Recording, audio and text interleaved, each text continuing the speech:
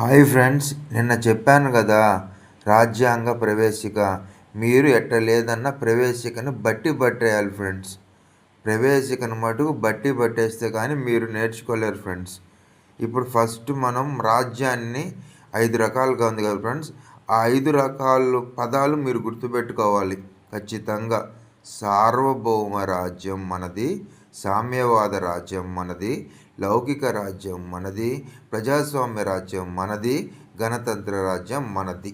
దాంట్లో మొట్టమొదటిది సార్వభౌమ రాజ్యం. అంటే సార్వభౌమ అంటే అధికారం మొత్తం మనదే ఫ్రెండ్స్. మిగతా ఏ దేశం మీద మనం ఆధారపడం ఫ్రెండ్స్. తర్వాత సామ్యవాద రాజ్యం ఫ్రెండ్స్ మనది.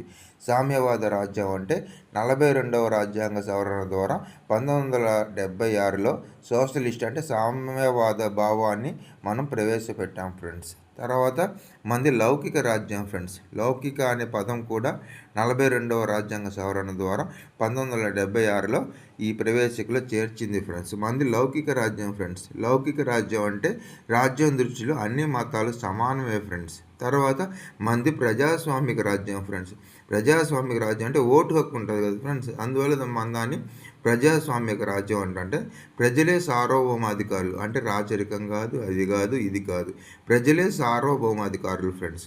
అంటే 4 కాన్సెప్ట్లు వచ్చాయి ఫ్రెండ్స్. ఇప్పుడు 4 కాన్సెప్ట్లు ఏంది? మనది సార్వభౌమ రాజ్యం, సామ్యవాద రాజ్యం, లౌకిక రాజ్యం, తర్వాత ప్రజాస్వామిక రాజ్యం ఫ్రెండ్స్. తర్వాత లాస్ట్ ఇది చాలా ఇంపార్టెంట్ ఫ్రెండ్స్, మనది గణతంత్ర రాజ్యం ఫ్రెండ్స్. గణతంత్ర రాజ్యం ఫ్రెండ్స్. గణతంత్ర రాజ్యం ఫ్రెండ్స్ అంటే మనం చిన్నప్పుడు నేర్చుకుంటాం కదా స్వాతంత్ర దినోత్సవము, గణతంత్ర దినోత్సవం అంటే స్వాతంత్రం ఎప్పుడు వచ్చింది, గణతంత్రం ఎప్పుడు అయింది? స్వాతంత్రం ఎప్పుడు వచ్చింది? 1947లో వచ్చింది ఫ్రెండ్స్. అది మన గణతంత్ర దినోత్సవం ఎప్పుడు వచ్చింది?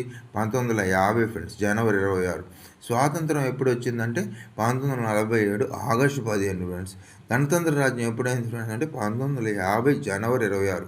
ఆ రెండు గుర్తుపెట్టుకోండి.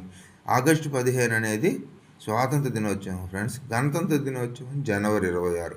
అంటే ఇప్పుడు మీకు 5 కాన్సెప్ట్లు నేర్పించా ఫ్రెండ్స్. 5 ఏంటంటే మనది ఏం రాజ్యాలు ఫ్రెండ్స్? సార్వభౌమ రాజ్యం, సామ్యవాద రాజ్యం, లౌకిక రాజ్యం, ప్రజాస్వామ్య రాజ్యం, లాస్ట్లో గణతంత్ర రాజ్యం. అంటే ఈ 5 గుర్తుపెట్టుకోండి ఫ్రెండ్స్. మన ఈ ప్రవేశికలో మనకు 5 కాన్సెప్ట్లు ఉంటాయి.